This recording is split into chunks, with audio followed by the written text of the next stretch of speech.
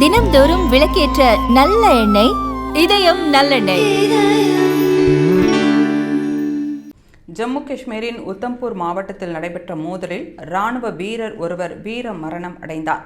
தோடா, கத்துவா மற்றும் உத்தம்பூர் மாவட்டங்களை இணைக்கும் பசன்கர் பகுதி பயங்கரவாதிகள் அடிக்கடி தஞ்சம் புகும் முக்கிய இடமாக கூறப்படுகிறது. உளவுத்துறை தகவலின் அடிப்படையில் பாதுகாப்பு படையினர் அந்த பகுதியில் தேடுதல் நடவடிக்கையில் ஈடுபட்டனர். அப்போது திடீரென பயங்கரவாதிகள் துப்பாக்கிச்சூடு நடத்தினர். அதனைத் தொடர்ந்து இராணுவத்தினர் கடும் பதிலடி கொடுத்தனர். இந்த மோதலின் போது இராணுவ வீரர் ஒருவர் உயிரிழந்தார்.